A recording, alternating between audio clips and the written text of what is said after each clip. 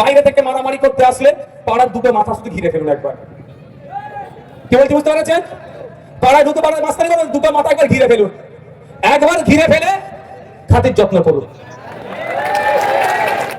ওই ভোটের আগের রাতে, ভোটের একদিন আগে, ভোটের দিনে কেউ চাংড়ামো বদনামো করতে এলে গণতন্ত্রকে রক্ষা করার জন্য বাড়িতে বসে থাকলে হবে না, রাস্তায় নামতে হবে। মায়েরা তৈরি আছেন তো নাকি? মায়েদেরকে তৈরি থাকতে হবে, বাপ ভাইদের তৈরি থাকতে হবে। আর্টিকেল 326 আমাদের ভোট দানের স্বাধীনতা দিয়েছে। কেউ যদি আমাদের ভোট কেড়ে নিতে চায় রাস্তায় নেমে আমাদের অধিকার আমাদেরকে বাঁচাতে হবে। যেভাবে নির্বাচন কমিশন ভোট স্বাধীনতা কেড়ে নিতে চাইছে তার বিরুদ্ধে যেমন লড়াই চলছে, আর নির্বাচন কমিশনের গোপনে থেকে তৃণমূল বিজেপিও যদি নোংরামি করে ভোট কাটতে চায় তাদের বিরুদ্ধে আমরা রাস্তায় থাকবো। কি বলছি বুঝে আসছে? আপনার ভোটকে যদি কাটতে চাই তার বিরুদ্ধে কথা বলতে হবে না নাকি? হ্যাঁ, দেখুন একটা কথা বলবো, যারা গুন্ডামি মস্তানি করে না তারা অনেক ভীতু হয়। কি বললাম? অনেক ভীতু হয়। ওরা কিভাবে জিতে যায় জানেন? আপনার মনের মধ্যে ওরা ভয় ঢুকিয়ে দেয় বলে। কি বললাম? আপনার মনের মধ্যে ভয় ঢুকিয়ে দেয় বলে।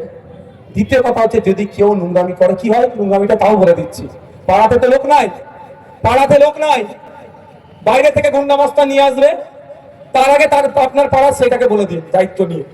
এই দেখো, বাইরে থেকে লোক নিয়ে এসে হিংসা করে যাবে, ভোট মিটে যাবে, তোকে সারা জীবন এখানে থাকতে হবে, সেইভাবে বুঝে কিন্তু করো।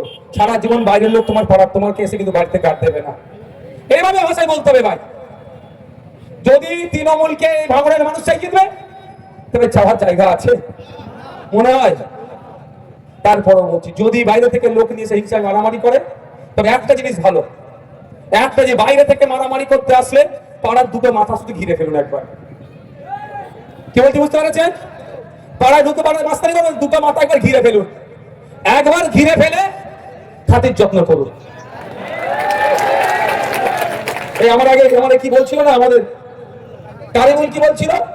জীবনে আর ভাঙড়ে যাবো না বাবা মারপিট করতে। বুঝতে পেরেছেন তো?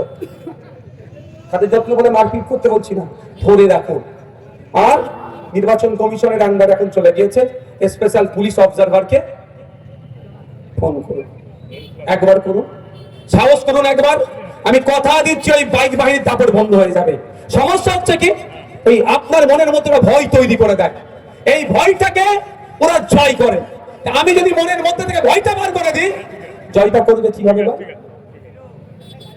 আরে ভাই, তুমি ক্যানিং পূর্ব থেকে এসে এখানে মস্তানি করবো, আমি মেনে নেবো ভাই, আমি ভাঙড়ের ছেলে, আমি মেনে নেবো, মেনে নেবে।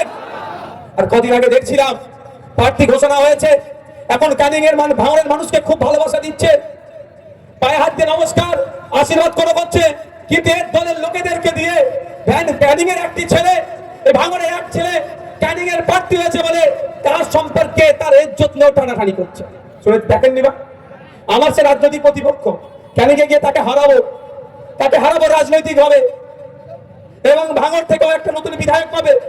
ভাঙড়ের তো বিধায়ক হচ্ছে, আমার ভাঙড়ের ছেলেও একটা বিধায়ক হবে ক্যানিং থেকে পাবে। ভাঙড়ে এবার দুটো বিধায়ক পাবে, ভাঙড়ের বিধায়ক, একটা ভাঙড়ের ছেলে বিধায়ক, রাজনৈতিক ভাবে হারাবো। কিন্তু ভাঙড়ের ছেলে ক্যানিং এ প্রার্থী হলে বহিরাগত, আর ক্যানিং পূর্ব থেকে ভাঙড় হয়ে আসলে কি ভাঙড়ের জামাই বাবু? হ্যাঁ, হচ্ছে নাকি ভাই? তো আপনারা ভালো বুঝার চেষ্টা করুন। আপনাদের ভাঙড়ের ছেলে যে কোনো রাজনৈতিক দলের হয়ে ক্যানিং এ কন্টেস্ট করলে হয়ে যায় বহিরাগত, তার চরিত্রের দোষ, সে খারাপ, সে নাকি আইএসএফ এর সাথে যুক্ত।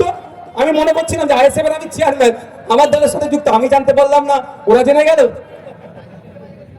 হ্যাঁ, খারাপ হয়ে গেল। আর ক্যানিং পূর্ব থেকে সে ভাঙড়ে ভোটে দাঁড়ালে সে ভাঙড়ের আত্মীয় হয়ে গেল নাকি? এর জবাব কিন্তু দিতে হবে। এটা ভাঙড়ের কে অপমান করেছে, ভাঙড়ের ছেলেকে অপমান মানে ভাঙড়বাসীকে অপমান করেছে। কে বহিরাগত, ভাঙড়ের মানুষ কিন্তু খাম চিহ্ন ভোট দিয়ে ওকে জবাবটা দেখিয়ে দেবে। প্রস্তুত আছে তো নাকি বন্ধুগণ? আমার আরেকটা প্রোগ্রাম আছে, আমি সেখানে যাব।